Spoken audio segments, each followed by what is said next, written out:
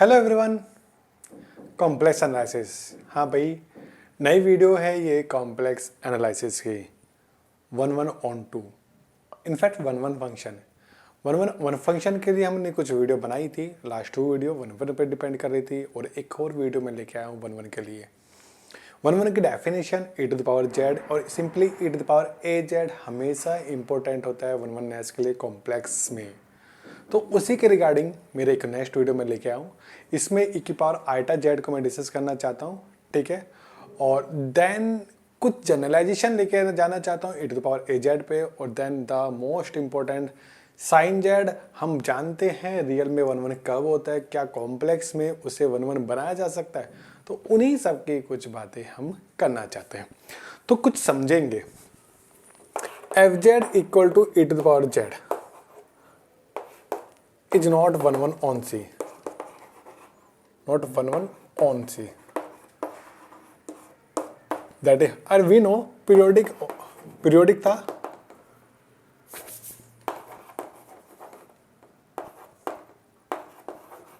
Periodic था, ठीक है। और पीरियड क्या था इसका, 2πi था।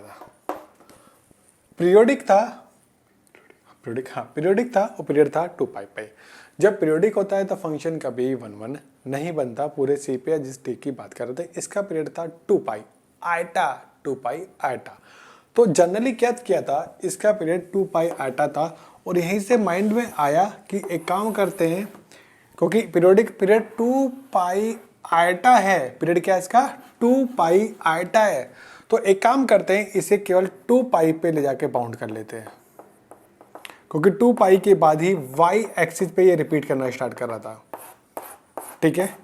और ये हमने d बना लिया था जिसपे ये 1-1 होगा, क्योंकि y एक्सिस पे 2πi आइटा प्रेजेंट कर रहा है कि y एक्सिस पे, प्योरली y एक्सिस पे। और यहाँ से मुझे आइडिया मिल रहा था कि अगर मैं y एक्सिस पे इसे बाउंड कर लूँ, 2πi से पहले रोक लूँ, तो ये हमेशा 1-1 हो सकता है। ये अलग बात है कि जो मैंने कैलकुलेशन की थी वो प्रॉपरली की थी fz1 equal to fz2 put करने के बाद, वहां से मैंने प्रॉपरली कैलकुलेशन की थी, ठीक है।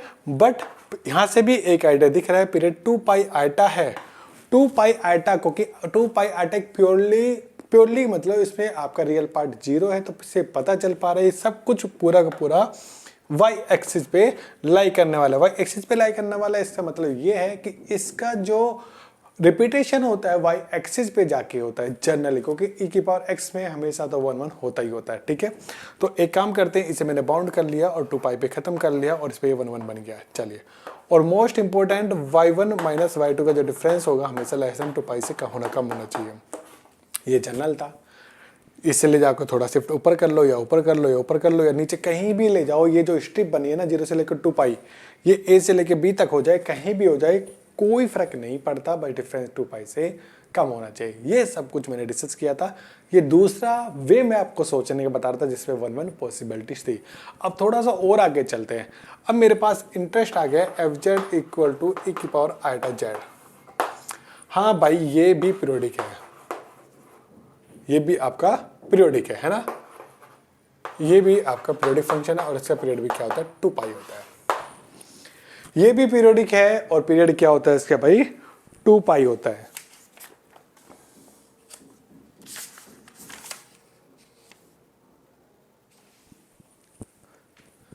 ये भी पीरियोडिक है ना, ये भी पीरियोडिक है और इसका पीरियड क्या होता है, 2πi होता है, ठीक है। ये भी पीरियोडिक है और इसका पीरियड क्या होता है, 2πi, खाली 2πi होता है।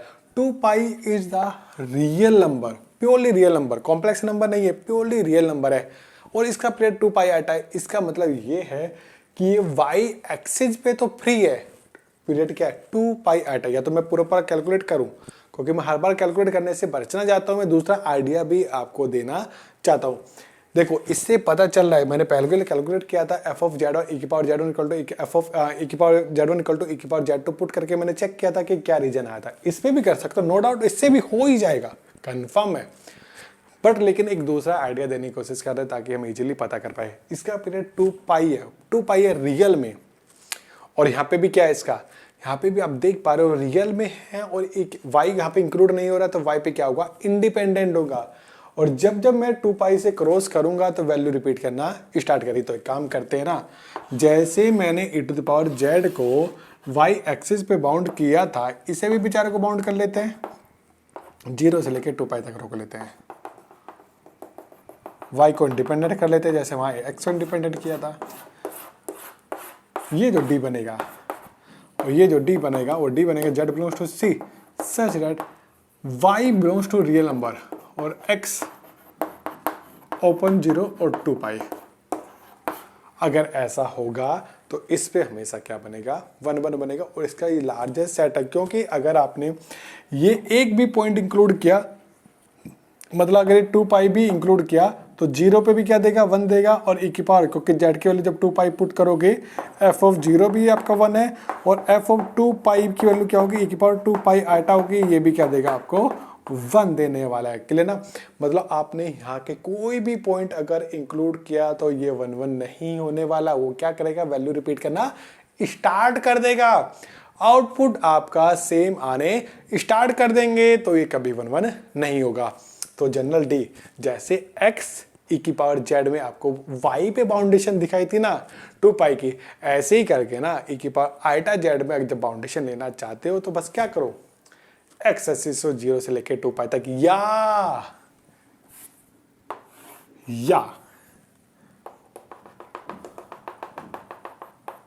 कोई भी स्ट्रिप ले लो भाई, कोई भी स्ट्रिप, कोई भी स्ट्रिप ले लो भाई, ए टू बी कोई भी ले लो भाई, कोई फर्क नहीं पड़ता, any strip from a to b. बस इन दोनों का डिफरेंस क्या होना चाहिए, एग्जैक्टली 2 पाई आना चाहिए, एग्जैक्टली 2 पाई आना चाहिए। क्लियर ना, अगर ऐसा होगा तो इस पे हमेशा क्या बनेगा, 1 1 बनेगा और इस केस में जो डी बनेगी वो ये बनेगी, z belongs to c such that y belongs to real number और x बिलोंग करेगा ओपन ए क्लोज्ड बी। या ऐसा भी मैं कर सकता था कि ये क्लोज कर लेता और ये मैं ओपन कर लेता, means belongs to x belongs to closed a open b और इन दोनों का डिफरेंस क्या होना चाहिए, एग्जैक्टली 2 पाई आना चाहिए। अगर ऐसा होगा, क्योंकि ओपन ए क्लोज्ड बी है तो यहाँ पे कोई भी x1 x2 लोगे, यहाँ पे इन दोनों का डिफरेंस क्या आएगा, हमेशा 2 पाई से कम आने वाला है। क्लियर ना, तो ये जो डी बना है, ये जो डी बना है ये क्या होगा, लार्जेस्ट सेट होगा, ये क्या होगा, लार्जेस्ट सेट होगा, जिसके लिए fz equal to e to the power eta z हमेशा 1 1 होता है, fz equal to e to the power eta z 1 1 होता है। Getting point. तो केवल और केवल e की पावर आइटा z के लिए क्या कर लेना है, केवल और केवल जैसा बाउंडेशन आपने y एक्सिस पे e की पावर z के लिए लगाया था, ऐसा ही बाउंडेशन इसके लिए मैंने x एक्सिस पे लगा दिया है। ठीक है, और ना थोड़ी सी मेहनत करेंगे तो इसे चाहो e की पावर माइनस आइटा z के लिए भी यही आएगा, जो e to the power eta z के लिए आएगा वही e की पावर माइनस आइटा z के लिए भी आएगा। माइनस से कोई फर्क नहीं पड़ेगा, चाहो तो आप कैलकुलेट करके देख सकते हो। और सिंपली फैशन जो e की पावर z के लिए चल रहा है वो ही fz इक्वल टू e की पावर माइनस z के लिए चलेगा, मतलब सेम d जो इसके लिए आया था वो भी इसके लिए सेम टू सेम आएगा। मतलब जिस रीजन पे fz आपका 1 1 होता है उसी रीजन पे fz इक्वल टू e की पावर z 1 1 होता है, उसी रीजन पे fz इक्वल टू e की पावर माइनस z, मतलब e की पावर z लो या e की पावर माइनस z लो, दोनों का सेम ही चलता है। सेम भैया e की पावर आइटा z का लो या e की पावर माइनस आइटा z का लो, दोनों का सेम ही चलता है। क्लियर ना, अकॉर्डिंग टू पीरियड मैंने उसे बाउंड कर लिया, अकॉर्डिंग टू पीरियड मैंने इसे बाउंड कर लिया। ठीक है, और बस एक छोटा सा हिंट आपको और देना चाहता हूं जनरलाइजेशन के लिए, आपका काम बन जाएगा। अब मुझे लगता है कोई भी क्वेश्चन इससे कभी गलत नहीं होगा, खासकर 1 1 on 2 का।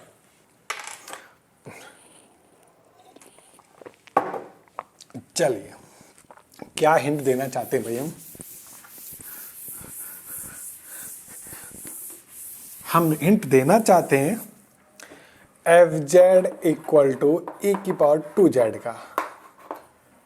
ठीक है, पीरियोडिक है भाई, हाँ भाई पीरियोडिक है, पीरियोडिक है, कोई दिक्कत नहीं। और पीरियड इसका पाई आइटा आएगा, e की पावर जेड का पीरियड 2 पाई आटा है, तो ई की power c z, c any real number obvious है नॉन जीरो, तो इसका पीरियड 2 पाई आटा अपॉन सी आएगा।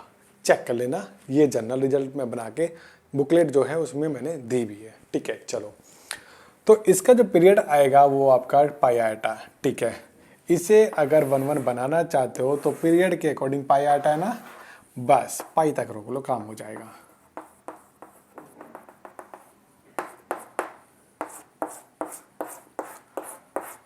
समझे कि नहीं समझे? मतलब यहां आपको वाई बिलोंग करेगा, पाई तक कर लिया।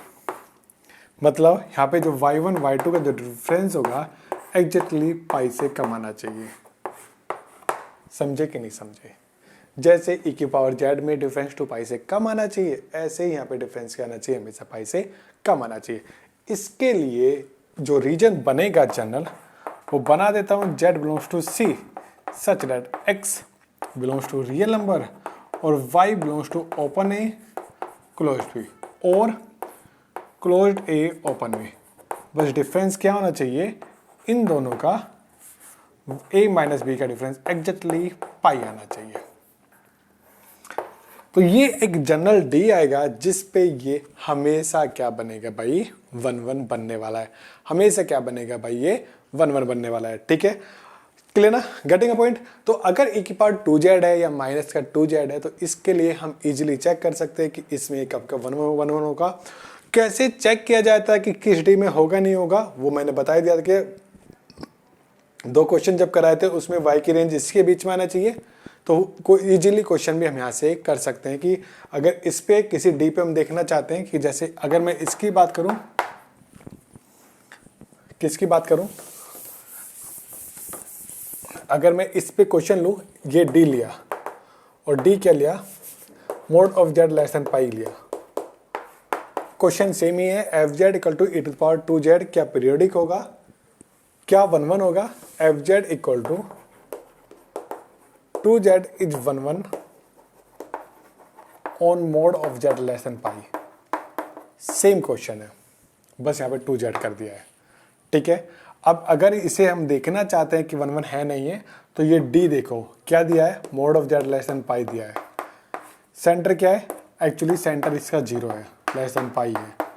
तो यहाँ पे जो x की वैल्यू होगी मैक्सिमम माइनस पाई से लेके पाई तक जाएगी और y की वैल्यू जो होगी माइनस पाई से लेके पाई तक जाएगी।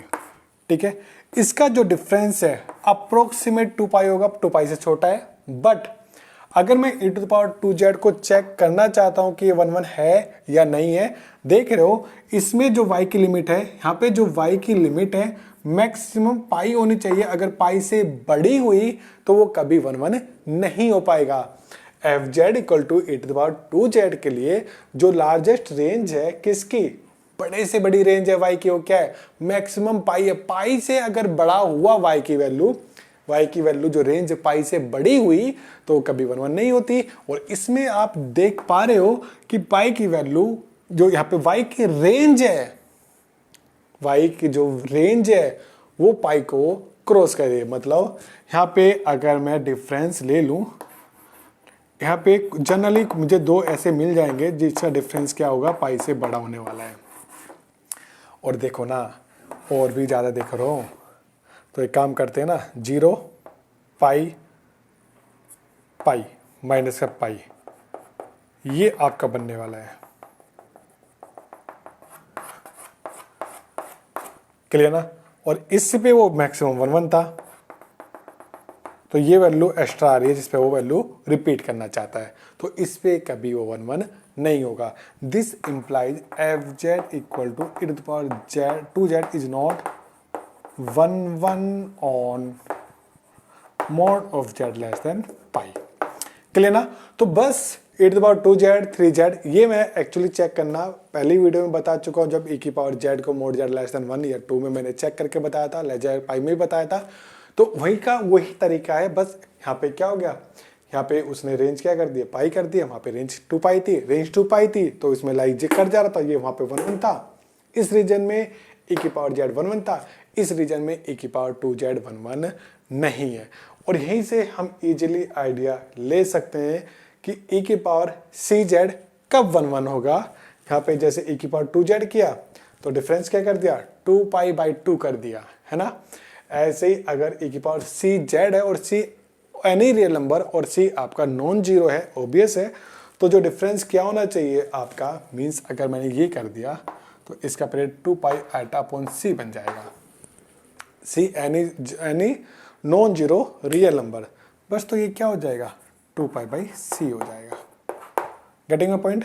तो ऐसे ही हम simply f z equal to c की power z, f z equal to e की पावर सी जेड का वननेस इजीली चेक कर सकते हैं किसी भी डिस्क में। ऐसे ही ई की पावर आइटा सी जेड का भी कर सकते हैं, आइटा सी जेड का। उस पे हम क्या कर सकते हैं, केवल एक्स एक्सिस पे बाउंडेशन लगाएंगे और इस पे हम क्या कर रहे हैं भाई, वाई एक्सिस पे बाउंडेशन लगा रहे हैं। ठीक है, तो e to the power z को लेके मुझे इतना ही डिस्कस करना था। होपफुली नेक्स्ट वीडियो में साइन जेड की वननेस को मैं थोड़ा सा डिस्कस कर सकता हूँ। तो मिलते हैं नेक्स्ट वीडियो में, जब तक के लिए बाय बाय।